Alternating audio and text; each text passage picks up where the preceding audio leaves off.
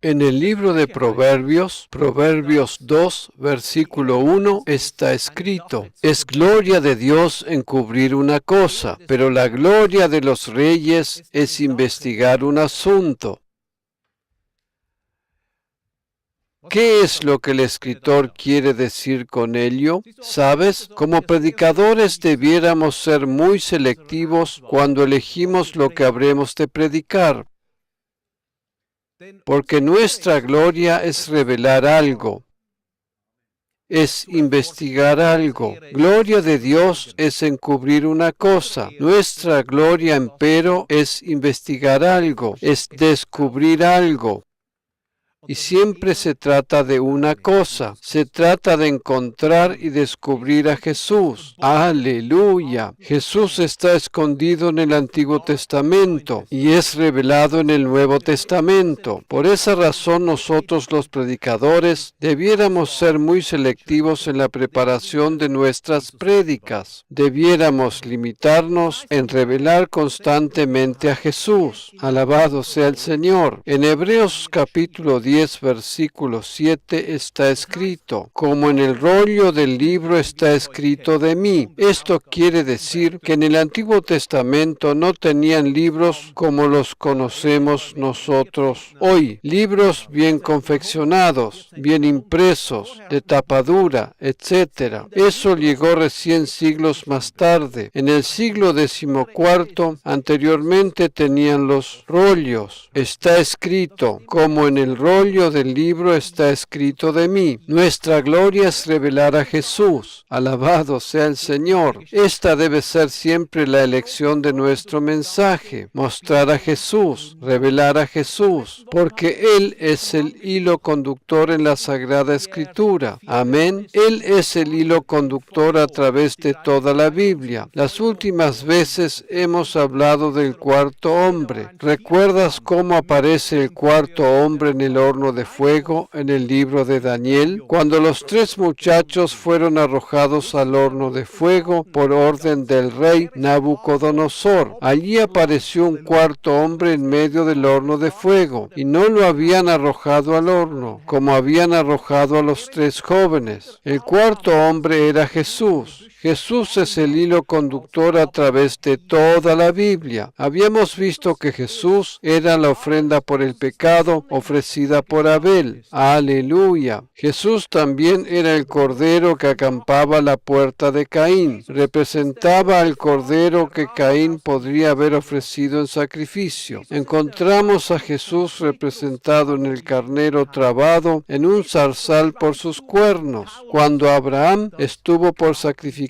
a Isaac. Jesús es todo. Jesús es el sol que se detuvo en el libro de Josué. Jesús es el pozo de Jacob. Jesús es la cuerda roja con la cual Rahab ayudó a escapar a los espías. Jesús es la sombra de Pedro cuando los enfermos fueron sanados. Jesús es los paños ungidos de Pablo, los enfermos eran sanados. ¡Aleluya! Jesús es el arco iris en la historia de Noé. Jesús es visible en todo lugar. Jesús es el manto de Eliseo, la unción que poseemos hoy por medio de él. ¡Aleluya! Jesús es todo en todo. Nuestra gloria es revelarle, es verle. Por ello hoy quiero referirme al hecho de que Jesús es el arco iris que le apareció a Noé en su historia. La semana pasada estuvimos de vacaciones en Singapur. Poco antes de viajar a Singapur, 2 o 3 días antes, sucedió algo especial, un suceso poco común sobre Singapur. Esta noticia se publicó en muchos periódicos. Hace 14 días apareció también aquí en un periódico suizo, en los medios suizos. En todos los medios de Suiza se publicó este suceso. Se trataba de un espectáculo en el cielo. Se trataba de un así denominado arco iris de fuego. Un arco iris de fuego no es un arco iris normal. Son arco iris que parecen como haber explotado. No tienen la forma normal de un arco iris en forma de arco como lo conocemos, en la forma de nuestro edificio. ¡Aleluya! Al arca de Noé. ¿verdad? Estos arcoíris de fuego son muy especiales. Les he traído una foto. Así se ve en estos arcoíris de fuego. Este arcoíris apareció sobre el cielo de Singapur justamente el día en que Benjamín Netanyahu, el primer ministro de Israel, estuvo de visita en Singapur. Esto sucedió el día 20 de febrero de 2017. Sucedió exactamente ese día. Nosotros vivimos en el año 2017, pero en el calendario judío es el año 5777. Puedes ver allí 3 números 7. Aleluya. El día que el primer ministro de Israel visitó otra vez Singapur después de varias décadas, se presentó en el cielo este arco iris. Fue un acontecimiento especial, un espectáculo de la naturaleza que rara vez aparece. En el calendario judío estamos viviendo en el año 5777. En nuestro calendario gregoriano nos encontramos en el año 2017. Aquellos que estuvieron presentes a principio de año nos hemos referido al significado que tiene el año 2017. ¿Te acuerdas de ello? Es el año de victoria, el año de jubileo, el año en que anunciaremos la gracia como nunca antes. Este arco iris apareció y la noticia se divulgó en muchísimos medios. También apareció en los medios del mundo, simplemente porque fue un acontecimiento que rara vez aparece. Señales son para Israel,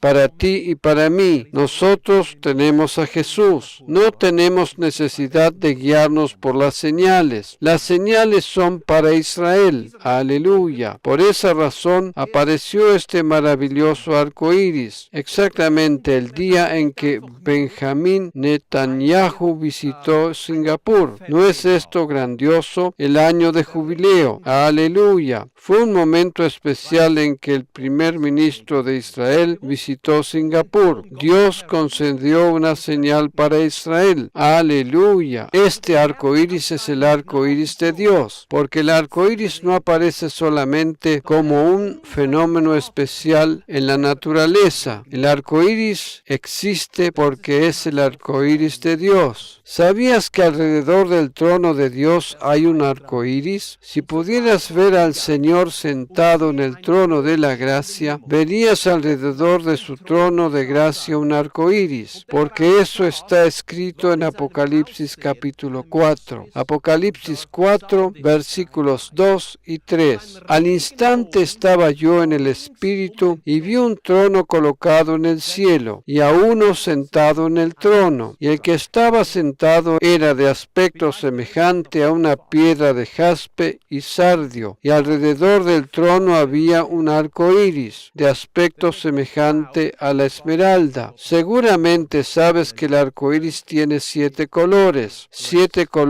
y el quinto color es celeste, azul, y por consiguiente celeste es el color de la gracia. El número 5 es el número de la gracia. Eso lo sabemos por medio de la gematria hebrea. El quinto color de cada arco iris es azul, o sea celeste. Alrededor del trono de Dios hay un arco iris. ¿Por qué razón hay un arco iris alrededor del trono de Dios? Seguramente no para hacer el trono de Dios muy bonito o para pintarlo como suele suceder en libritos para pintar para los niños. Este arco iris recuerda a Dios algo. Aleluya. Y si comprendemos lo que significa el arco iris, entonces cada vez que vemos un arco iris en el cielo, entonces también nos recordaremos del verdadero significado. Entonces no creemos en el Dios naturaleza, sino que creemos en el Dios vivo, quien creó y ha dado el arco iris. Amén. ¿Qué le recuerda el arco iris a Dios? Le recuerda su gracia. Aleluya. Esto quiere decir que el arco iris alrededor del trono de Dios recuerda constantemente a Dios su gracia. ¿Dónde y cuándo se estableció el arco iris? ¿Dónde se le atribuyó el significado de la gracia? En la historia de Noé. En el capítulo 9 leeremos los versículos 9 al 16. Allí está escrito: escrito: He aquí, yo establezco mi pacto con vosotros y con vuestra descendencia después de vosotros. Esto sucedió después del diluvio. Dios dijo que establecería un pacto con el ser humano después del diluvio. Génesis 9, versículo 10. Y con todo ser viviente que está con nosotros, aves, ganados y todos los animales de la tierra que están con nosotros, todos los que han salido del arca, todos los animales de la tierra. Versículo 11. Yo establezco mi pacto con vosotros y nunca más volverá a ser exterminada toda carne por las aguas del diluvio, ni habrá más diluvio para destruir la tierra. Versículo 12. Y dijo Dios: Esta es la señal del pacto que hago entre yo y vosotros y todo ser viviente que está con vosotros, por todas las generaciones. ¿Por cuánto tiempo es válido esto? Por siempre. Cada vez que vemos el arco iris, ello nos recuerda la historia de Noé y lo que esta señal significa, lo que esta señal en el cielo significa. Versículo 13. Pongo mi arco en las nubes y será por señal del pacto entre yo y la tierra. Versículo 14. Y acontecerá que cuando haga venir nubes sobre la tierra, se verá el arco en las nubes. Versículo 15. Y me acordaré de mi pacto.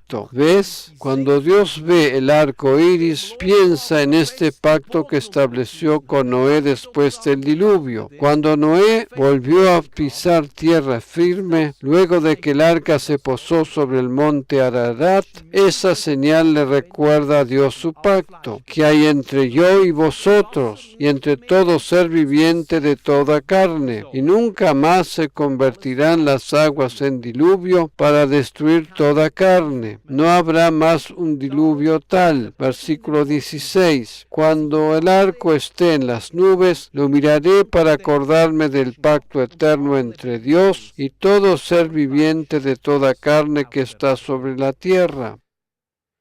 Aquí se estableció y originó el arco iris. Dios lo colocó como señal en el cielo. Y aquí la expresión es simple, significa simplemente que Dios se acuerda de su gracia cuando ve este arco iris. El pacto que Dios estableció con Noé fue un pacto de gracia, porque era incondicional. Dios decidió salvar a Noé. Lo único que hizo fue creer y construir el arca. Después que pasó el diluvio, Dios dijo que el arco iris era la señal de su gracia en el cielo. En Isaías vemos esto algo expresado de manera más precisa por medio del profeta Isaías, en el capítulo 54, versículos 9 y 10. Porque esto es para mí como en los días de Noé, cuando juré que las aguas de Noé nunca más inundarían la tierra. Así he jurado que no me enojaré contra ti, ni te reprenderé. Aleluya, porque los montes serán quitados y las colinas temblarán, pero mi misericordia no se apartará de ti, y el pacto de mi paz no será quebrantado, dice el Señor, que tiene compasión de ti. Biblia de las Américas. Dios no descargará más su ira. ¿Qué significa el arco iris cuando aparece en el cielo? ¿Qué significa para ti y para mí como creyentes el arco iris? Para nosotros no habrá juicio ninguno, ningún juicio más. Tú y yo no seremos juzgados. Dios no descargará su ira sobre ti o sobre mí, porque la ira de Dios llegó a su fin en el sacrificio de Jesús. Dios descargó su ira en el cuerpo del sacrificado. No más ira de Dios, ningún juicio de ira, ningún juicio más sobre nosotros. Es el significado del arco iris cuando lo vemos en el cielo. Dios dijo: mi gracia no se apartará de ti, no se apartará de ti. ¿Delante de qué trono nos presentamos nosotros? Hebreos 4:16. Hebreos 4, versículo 16. Por tanto, acerquémonos con confianza al trono de la gracia, para que recibamos misericordia y hallemos gracia para la ayuda oportuna. Al acercarnos al trono no nos estamos acercando a un matadero. Nosotros nos acercamos al trono de la gracia. Aleluya. Cada vez que te presentas en la sala del trono de Dios, está presente el arco iris, que le recuerda a Dios que siempre será misericordioso con nosotros, que siempre se compadece de nosotros. Este trono de Dios nunca es un matadero. Jesús fue llevado al matadero, pero nosotros ingresamos ahora solamente a la sala del trono de Dios. Por esa razón entramos valientemente y sin temor alguno en la sala del trono de Dios. Cuando ingresas en oración, puedes pedir allí libremente y valientemente cosas grandes a tu Dios. Es así porque se trata de un trono de favor. Amén. ¿Qué es la gracia? La gracia no es principalmente una capacidad. Gracia no es principalmente habilidad. La gracia es favor inmerecido. Favor inmerecido. Es cierto que la gracia nos capacita, pero en primer lugar la gracia es favor. Aleluya. Favor inmerecido. Cada vez que nos presentamos delante del trono de la gracia, no entramos a un matadero en el cual, por ejemplo, eres matado a causa de tus faltas y fallas. Por el contrario, es el lugar en que recibes favor. Por esa razón está escrito que nos acerquemos con confianza y valientemente. Muchas veces sucede que pides muy poco y tu forma de pensar es muy limitada. Recuerda que Dios tiene mentalidad de arcoíris. Amén. Amén. ¿Qué mentalidad tienes tú? ¿Quieres tener en este día mentalidad de arcoíris? Amén. Compréndeme correctamente. Me refiero a la mentalidad de arcoíris que tiene Dios. Amén. ¿Quieres tener la misma mentalidad de arcoíris que tiene tu Padre Celestial? Creo que hoy la recibirás, porque hoy podrás ver que Jesús mismo es el arcoíris. Aleluya. Está escrito: por tanto, acerquémonos con confianza al trono de la gracia, para que recibamos misericordia y hallemos gracia para la ayuda oportuna. Muchas veces cuando necesitamos ayuda, nos olvidamos de esto. Nos enredamos en el problema en vez de ingresar al trono de la gracia, para estar allí confiadamente, sin condenación alguna, diciéndole a Dios: amado Dios, esto es un gran problema en mi vida. Ahora lo presento delante del trono de favor. Tú te haces cargo desde ahora del problema y lo quitas de mi camino, para que yo no tenga más nada que ver con eso. Amén. Mañana me despierto y las cosas han cambiado. Ja, ja. Amén. Nosotros solemos pedir demasiado poco. Pedimos en pequeñas dimensiones. La sala del trono de la gracia es un lugar de favor. Allí tú vas a buscar ayuda, no solo para apenas sobrevivir, sino para recibir ayuda de bendición mucho más allá de tu imaginación, porque a nuestra disposición hay más favor que suficiente. No tenemos un Dios escaso. Su nombre es El Shaddai y no el nombre del personaje más pobre del mundo. Podemos ingresar valientemente al trono de la gracia. Algunos dicen entonces es realmente un milagro. Exactamente eso. Ese es el lugar de los milagros. Es la sala de los milagros, el lugar de milagros. Aleluya. Es la sala de los milagros, es el lugar de milagros. Aleluya. No te conformes con el término medio. El término medio es nuestro enemigo. Pide grandes cosas. Aleluya. Porque la sala del trono es la sala del arco iris. Justamente allí te encuentras. Dios ha prometido muchas cosas grandes. Prometió no enviar más un diluvio de tal magnitud. Prometió no destruir la tierra. tierra. Dios dijo grandes cosas. Dice incluso que el arco iris está posicionado en la sala del trono de la gracia, con el fin de recordarse constantemente del pacto de su gracia y favor. Dios está rodeado de este arco iris. Aleluya. Esto quiere decir que cuando ingresas a esa sala del trono, nunca tienes que temer a la ira de Dios. La ira de Dios no se descargará sobre ti. De allí solo recibirás pura gracia, pura gracia. Aleluya. ¿Ves? Cuando fue establecido el pacto con Noé, eso sucedió en la dispensación que vivía Noé. Eso sucedió en la dispensación que vivía Noé. Para poder entender la Biblia es importante saber que Dios trató y trata con los seres humanos de manera diferente en relación a la dispensación en la que estos viven o vivieron. Nosotros conocemos 7 dispensaciones. Es muy importante para nuestra comprensión, para que comprendamos que Dios trató y trata de manera diferente con el ser humano, de acuerdo a la dispensación en que estos viven o vivieron. Nosotros no vivimos más bajo la dispensación en que vivió Moisés. Él vivió bajo la dispensación de la ley. ¿Por qué razón muchos creyentes mezclan entonces la ley con la gracia? ¿Comprendes?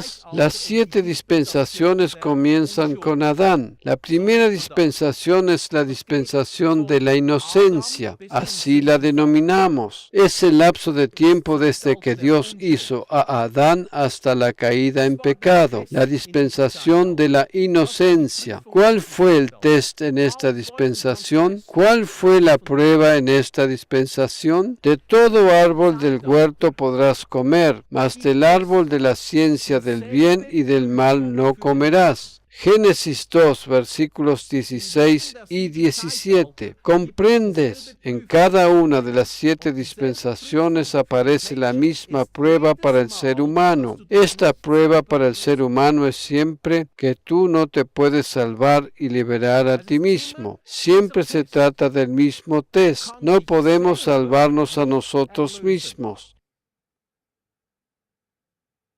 En esta primera dispensación de la inocencia estaba ubicado en el medio del jardín el árbol de la vida. Aleluya. Podían comer del fruto de todos los árboles, a excepción del árbol del conocimiento del bien y del mal. ¿Cuál era su salvación? El árbol de la vida. Aleluya. Debieran haber comido de tal árbol, pero no del que les fue prohibido comer. Podían tomar salvación de todos los árboles, especialmente podían tomar salvación del árbol que estaba ubicado en el centro del jardín, pero no debían comer del árbol del conocimiento del bien y del mal. Ese fue el mandamiento en esta dispensación. Adán estuvo bajo un mandamiento de Dios. Se estableció una regla en base a este árbol. Esta dispensación duró unos 400 años. Vino la caída en pecado, Adán y Eva comieron del árbol equivocado y allí la humanidad pasó a la segunda dispensación. La segunda dispensación que comenzó luego de la dispensación de la inocencia es la dispensación de la conciencia. A partir del momento en que Adán y Eva comieron del árbol del conocimiento del bien y del mal, comenzó la siguiente dispensación y desde ese momento fueron guiados por la conciencia. La conciencia de ellos despertó. Podían discernir lo que era bueno y lo que era malo. De esa manera comenzó la segunda dispensación, la dispensación de la conciencia. Esta dispensación comenzó en el momento que Adán y Eva comieron del árbol prohibido y abarcó hasta el diluvio. Esa Esa fue la segunda dispensación. Tuvo una duración de unos 1656 años.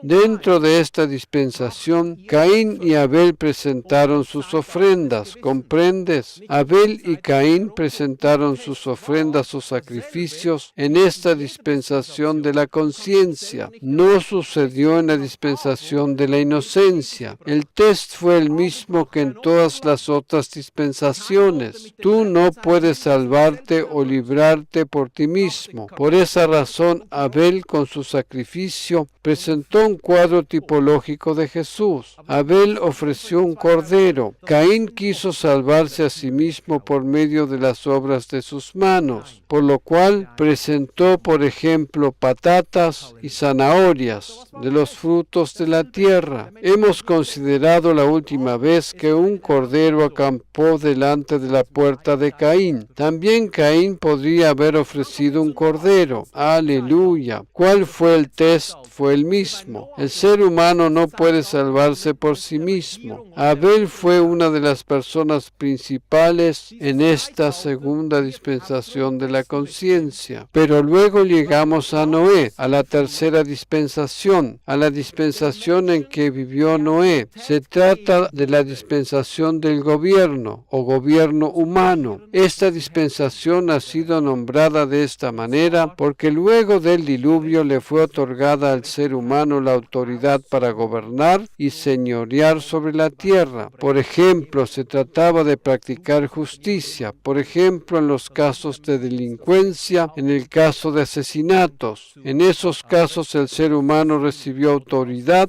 para regular esos sucesos, para ejecutar juicio. Por esa razón, esta dispensación se denomina la dispensación del gobierno humano. ¿De acuerdo? Durante esta dispensación fueron establecidas autoridades, gobiernos. Por ejemplo, si alguien mataba a otra persona, debía ser castigado a causa de la autoridad instituida. Eso sucedió en la dispensación de Noé. Por esa razón, esta dispensación se denomina la dispensación del gobierno humano. Esta dispensación duró aproximadamente 427 años. Llegó hasta Abraham,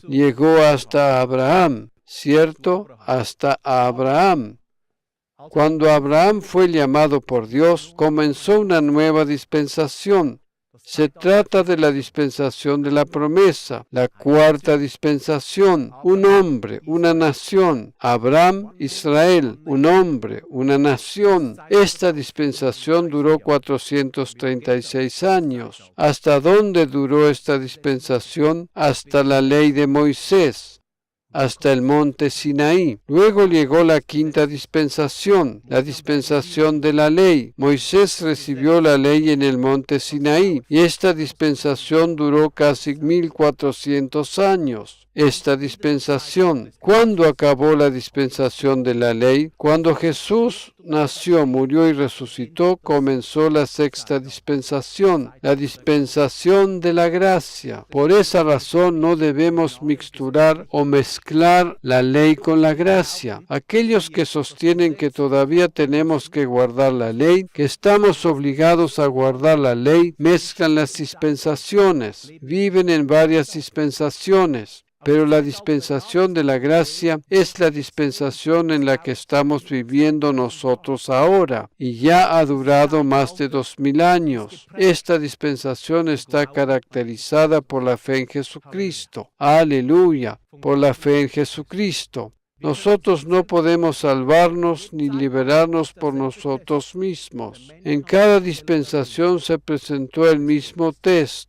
El ser humano no puede salvarse o liberarse a sí mismo. Por esa razón se trata de una dispensación de gracia. Dios ha decidido soberanamente que el ser humano puede ser salvado por la fe en Jesucristo, sin tener para ello que guardar las leyes o mandamientos. Se trata de la sexta dispensación y esta acaba con el arrebatamiento. La sexta dispensación acaba con el arrebatamiento. y luego del arrebatamiento comienza la séptima y última dispensación. En la séptima y última dispensación, en el milenio, también será decisiva la fe en Jesucristo. Exactamente lo mismo. La fe en Jesús será decisiva. La diferencia con la dispensación de la gracia es que la maldición ha sido quitada. No habrá más muerte. La muerte ha sido quitada. Tú y yo reinaremos durante 1000 años. Aleluya. Estas son las 7 dispensaciones, pero nosotros vivimos actualmente en la sexta dispensación. Por esa razón, el próximo gran acontecimiento que está a las puertas es el arrebatamiento de la iglesia de Cristo. El arrebatamiento de la iglesia. ¡Qué maravillosa esperanza! ¡Qué bendita esperanza! ¡Qué bendita esperanza! ¿Ves? Quien no cree en el arrebatamiento pierde bendición, porque el arrebatamiento es una grandiosa bendición que no queremos perdernos. Es una maravillosa esperanza que se cumplirá y en la que podemos gozarnos. Aleluya. Luego del arrebatamiento comienza la séptima dispensación. ¿Qué sucede luego? ¿Qué sucederá después? ¿Comenzará todo desde el comienzo? De ninguna manera. ¿Qué sigue luego de la séptima dispensación? La eternidad. Aleluya. La eternidad. Alabado sea el Señor. ¿Sabes una cosa? En cada una de estas dispensaciones, la persona de Jesús estuvo en primer plano. Siempre. La persona de Jesús siempre estuvo en el centro de cada una de estas dispensaciones. Aleluya. Por esa razón, ¿quién está en el centro del arrebatamiento? Jesús. Jesús que nos viene a buscar, Jesús que nos arrebata. Aleluya. Festejaremos con Él durante 7 años en el cielo y luego sucederá la segunda venida de Jesús. Allí comenzará el reino del milenio. ¿Quién está en el centro de estos acontecimientos? Jesús. ¿Lo comprendes? En el momento que quitamos a Jesús del centro, estamos equivocados. Por esa razón no se puede afirmar que el arrebatamiento no es verdad, porque es solamente una idea de algunos dispensacionalistas. El arrebatamiento y la segunda venida de Jesús ubican a Jesús en el centro de nuestra vida. Por ello creemos firmemente en que sucederá, porque por medio de ello Jesús está en el centro. Aleluya. ¿No es una bendita esperanza que Jesús volverá? Amén. Es una maravillosa esperanza cuyo cumplimiento no queremos perdernos.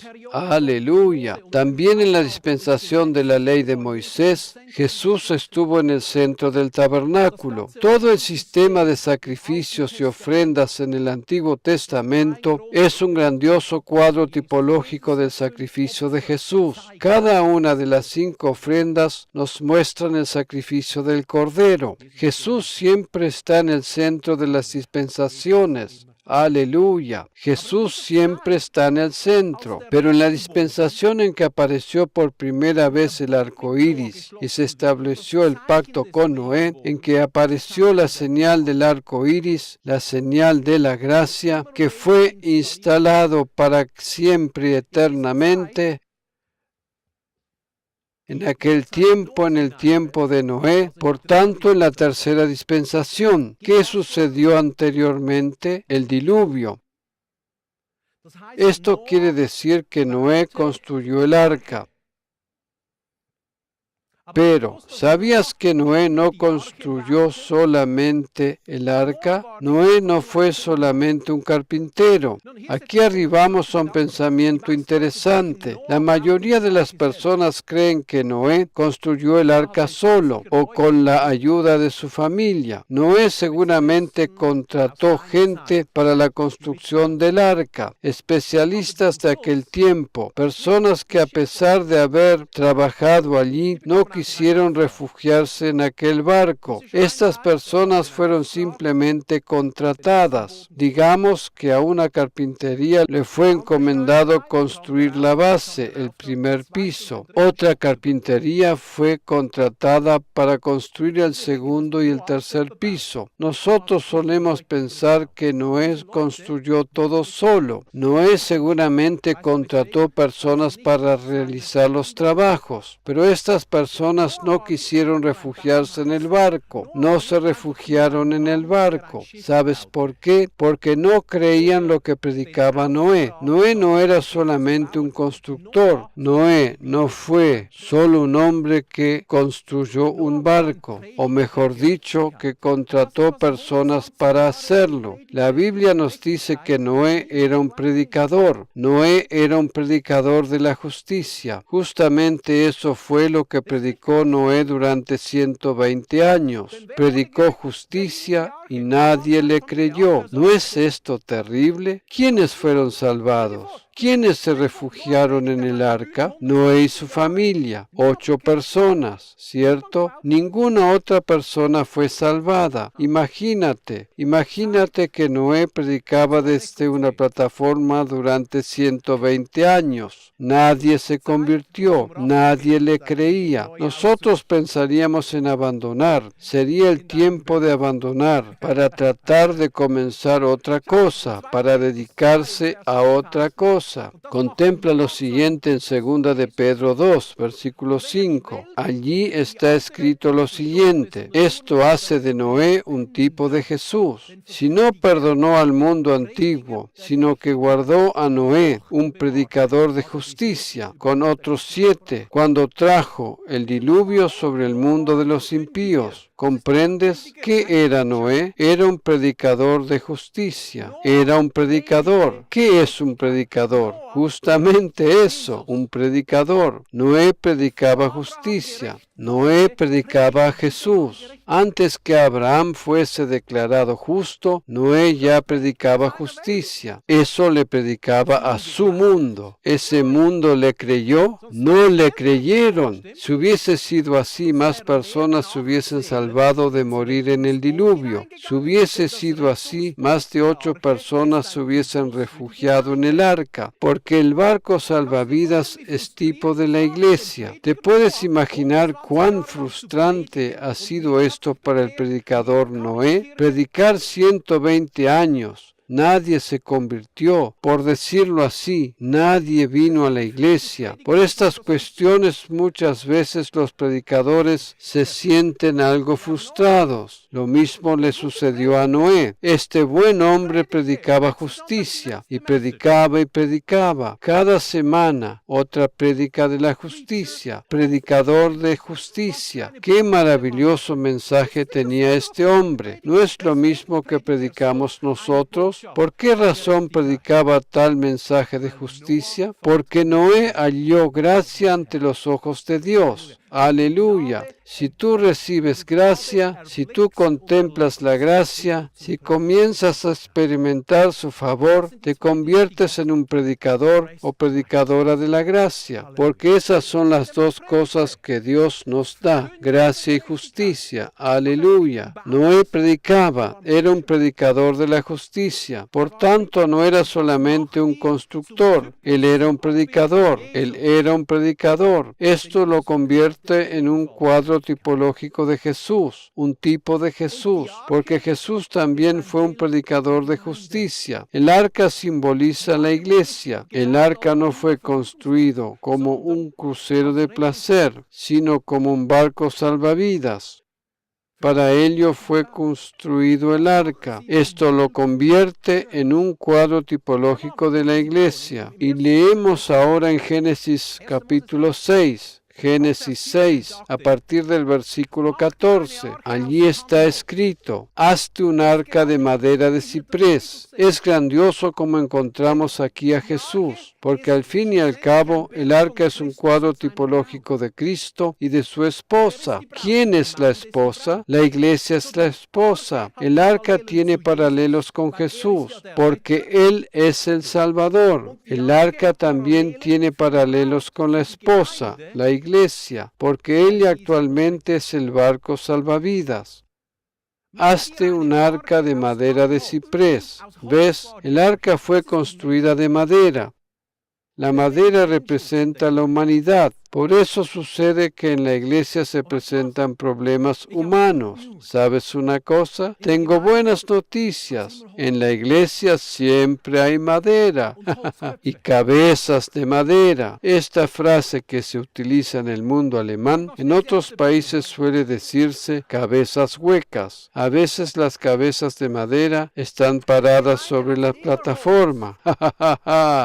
En la iglesia siempre hay madera. La iglesia es de madera de ciprés. Pero ¿sabes qué otra cosa nos muestra esto? Jesús está en medio de la iglesia. Noé es tipo de Jesús. Lógicamente que Noé también estaba dentro del arca. Bastante lógico, ¿verdad? Él es un cuadro tipológico de que Jesús siempre está en medio de la iglesia. Está en medio de ella, incluso cuando hay muchos problemas humanos. Jesús está presente en esta iglesia. Él no es una cabeza de madera. Jesús es nuestra esperanza. También en el caso de problemas humanos en la iglesia, Jesús está presente en medio de la madera. Por esa razón hay esperanza para todas las cabezas de madera o huecas de esta iglesia. Aleluya. Ahora no menciono a nadie concretamente. Amén. A pesar de todo, Jesús está presente. ¿Comprendes? Noé estaba sentado dentro del arca. Eso significa que Jesús está sentado en medio de la iglesia. Aun cuando haya una gran tormenta en la iglesia, Jesús sigue estando en medio de la iglesia. ¿No es esto maravilloso? Por ello no hay razón para abandonar una iglesia de la gracia. Hay personas que se van de una iglesia de la gracia a causa de ciertas tormentas. ¿No estás agradecido de que Jesús no abandona la iglesia a causa de una tempestad o tormenta? Si realmente abandonas una iglesia de la gracia a causa de una tormenta, es una muestra de que realmente eres una cabeza de madera o tienes una cabeza hueca. Abandonar una iglesia de la gracia es una acción de madera. Noé no abandonó el arca. Gracias a Dios por ello. Jesús no abandonaría la iglesia. Gracias a Dios.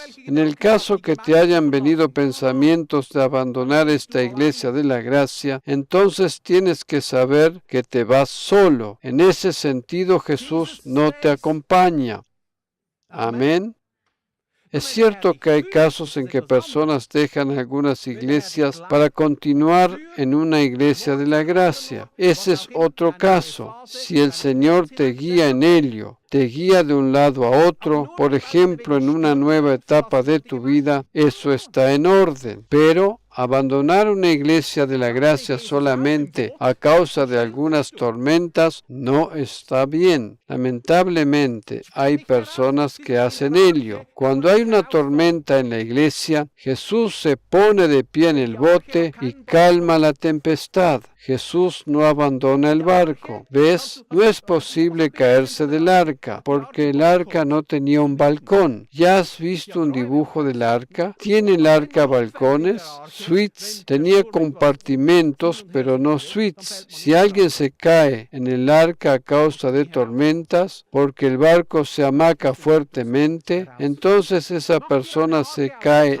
dentro del arca. Es imposible caerse hacia afuera del arca, o sea, hacia el agua allí afuera. Es imposible caerse del barco salvavidas. Hazte un arca de madera de ciprés. Jesús está en medio de su gente. Allí se siente cómodo, en medio de las personas de la iglesia. Consideremos esto, especialmente cuando aparecen personas que sostienen que han recibido una revelación especial de Jesús, diciendo que el Señor se les apareció en forma de un ángel. De esa manera no se encuentra a Jesús. A Jesús lo puedes encontrar en medio de cabezas de madera. Amén. Esto quiere decir entre los creyentes. A Jesús no se lo encuentra en algún lugar oculto, en algún bosque, en algún agujero, en alguna cueva. A Jesús se lo encuentra en medio de la gente. Lo encuentras en medio de las cabezas de madera. Allí está Él presente. Allí le agrada estar. Seguimos leyendo. Harás el arca con compartimentos. ¿No es interesante que Jesús dijo que ascendería al cielo para preparar morada para nosotros? En la casa de mi Padre muchas moradas hay. Hay muchas moradas en la casa de mi Padre. Harás el arca con compartimentos. Esto quiere decir que el arca estaba dividida. Era un barco con muchas divisiones y compartimentos. Existe un solo cuerpo con muchos miembros diferentes, pero eso es solo un barco. Aleluya, un barco con muchos compartimentos, muchos dones, muchos talentos y muchos miembros. Y la calafatearás por dentro y por fuera con brea. La palabra hebrea para brea es la misma palabra utilizada para expiación. Nosotros estando en el arca estamos cubiertos con brea. Tú y yo hemos sido cubiertos con perdón, porque la palabra hebrea utilizada para brea también significa expiación, expiación, expiación. La palabra hebrea es kafar, cubierta con brea. El Señor nos ha cubierto con su perdón, con su sangre, con su expiación. Aleluya. Qué grandioso cuadro tipológico. Lo que Dios ha limpiado en la iglesia no debemos denominarlo impuro. Qué grandioso cuadro tipológico que nos muestra que la iglesia es un lugar, podríamos decir una piscina, aleluya, como por ejemplo el estanque de Bethesda, un lugar donde somos constantemente lavados, en que somos cubiertos constantemente con su expiación, con su perdón. ¡Wow! ¡Qué maravilloso lugar! Luego está escrito en el versículo 15, y de esta manera le harás.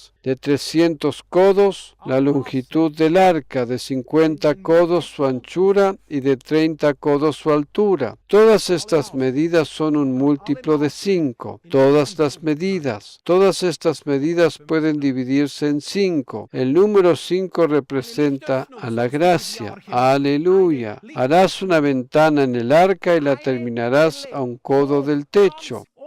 El arca tenía una sola ventana. El arca no tenía muchísimas ventanas. No tenía suites o balcones. El arca tenía una sola ventana. No es ninguna casualidad dónde estaba ubicada esta ventana. La ventana estaba bien allí arriba. Cada vez que Noé y su familia querían algo de luz solar, tenían que mirar hacia arriba. Aleluya.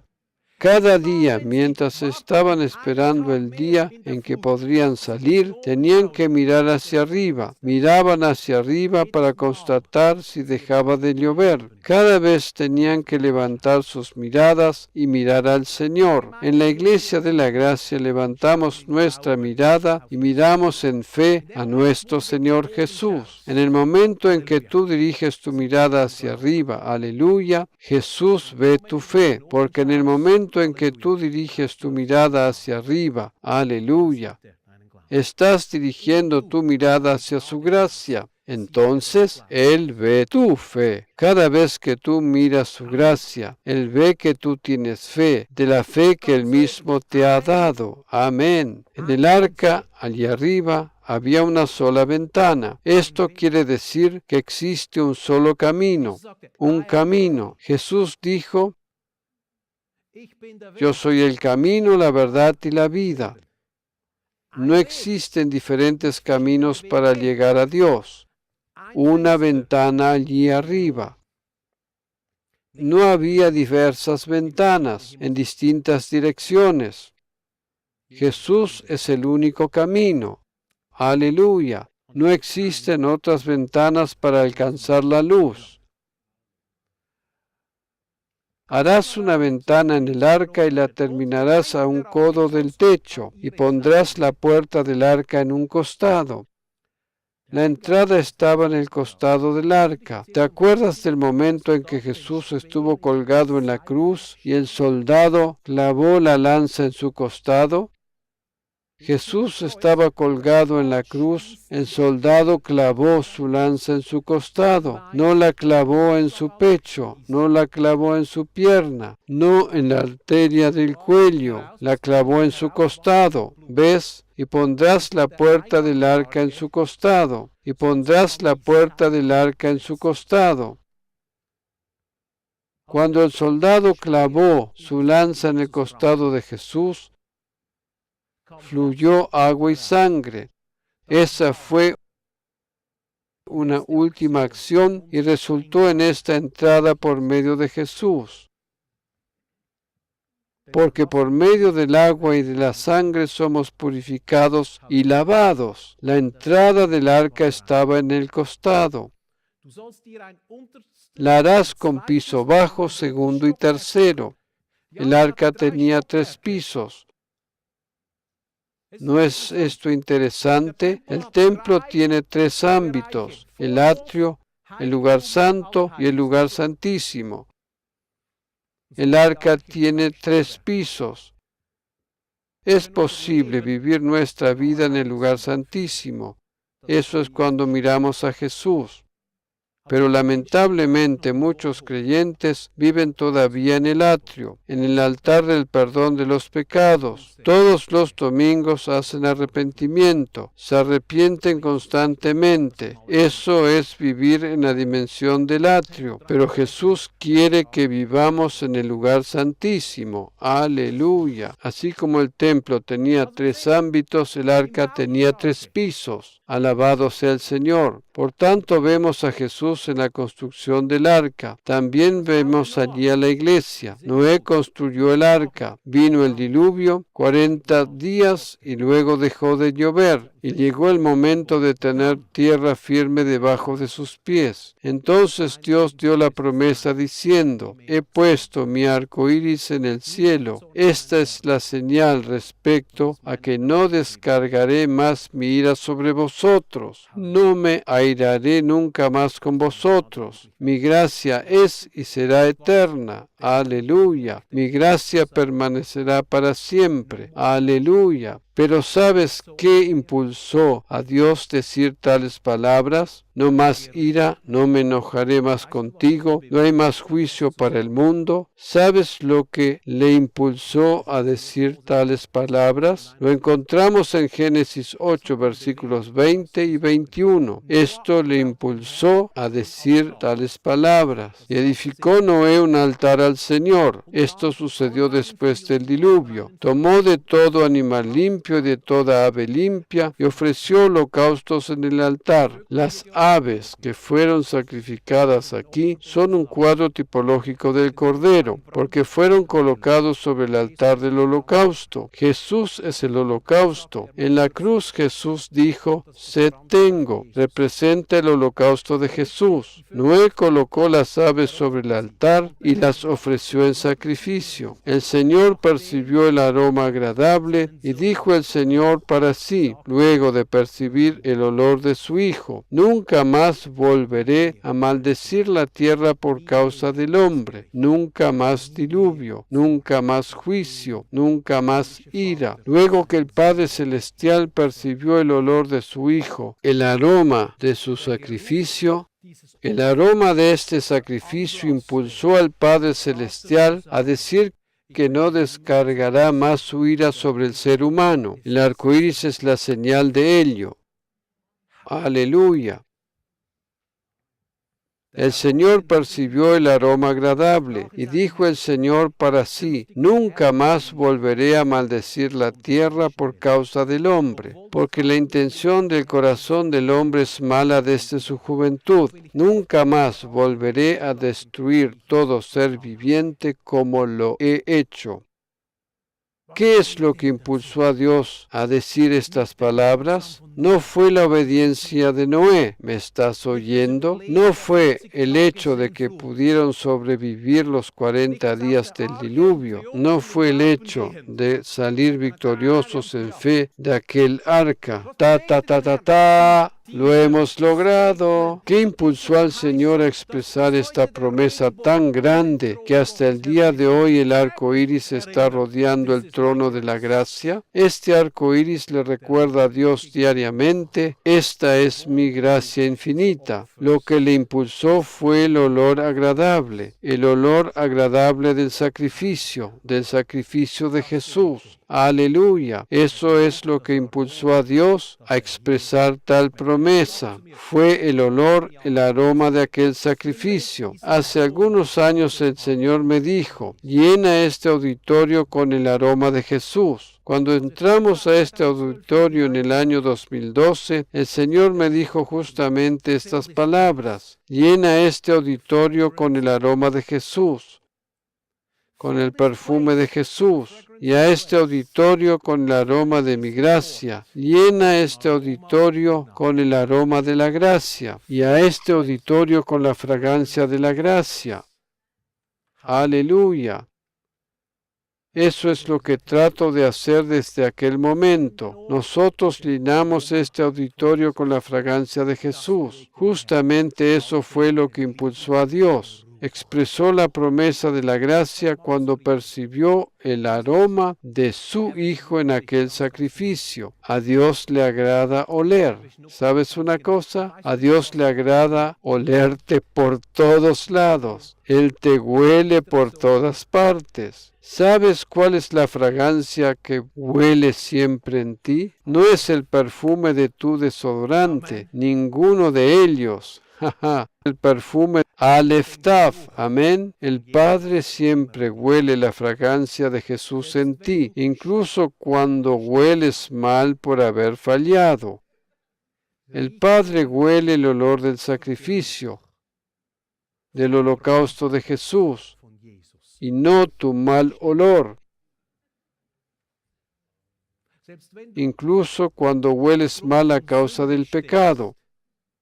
¿Sabías que el pecado puede oler mal? Ciertamente, literalmente, el pecado puede olerse en algunas personas. Realmente es así que a pesar de ello Dios percibe el olor de Jesús en ti, el olor de tu pecado, sino el aroma del holocausto del Señor Jesús. Es un olor agradable. Por esa razón, cuando adoramos, cuando nos reunimos y adoramos al Señor, cuando le cantamos al Señor, cuando abrimos nuestros corazones y los derramamos delante de su presencia y le adoramos, es olor agradable. Una hermosa fragancia de adoración se eleva hacia Él. Aleluya.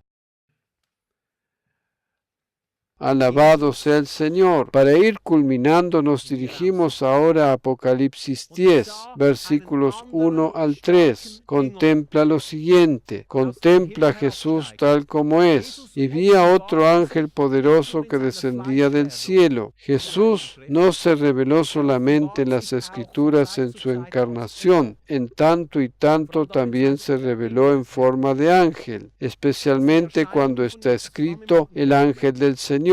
Se trata de apariciones de Jesús, sobre todo en el Antiguo Testamento. Aquí también aparece en el Apocalipsis, pero en el Antiguo Testamento se trata de prefiguraciones, de cristofanías, antes de que Jesús viviera en su carne. Un ejemplo es Melquisedec. Es una aparición de Jesús antes de venir a la tierra en carne más adelante. Una y otra vez vemos al ángel del Señor. El ángel que aparece aquí, una y otra vez vemos al ángel del Señor. El ángel que aparece se trata de Jesús. ¿De acuerdo? Aquí vemos exactamente ello. Y vi a otro ángel poderoso que descendía del cielo. Antes se refería a los ángeles que derraman la ira. Aquí no se trata de estos ángeles, sino que aquí se trata de un ángel muy fuerte, ¿de acuerdo? Y vi a otro ángel poderoso que descendía del cielo, envuelto en una nube, y el arco iris estaba sobre su cabeza, y su rostro era como el sol, y sus pies como columnas de fuego, y tenía en su mano un librito abierto, y puso el pie derecho sobre el mar y el izquierdo sobre la tierra. y gritó a gran voz, como ruge un león. Y cuando gritó, los 7 truenos emitieron sus voces. Aquí se trata de Jesús, quien aparece aquí en forma de ángel. ¿Qué estaba sobre su cabeza? Sobre su cabeza un arco iris. En la mente de Jesús, en su cabeza encontrarás siempre gracia. Jesús tiene una mentalidad de arco iris. Jesús tiene mentalidad de arco iris en su cabeza, en su mente, en su pensamiento hay abundante gracia. Por esa razón el arco iris está sobre su cabeza. La forma de pensar de Jesús está caracterizada por pura gracia.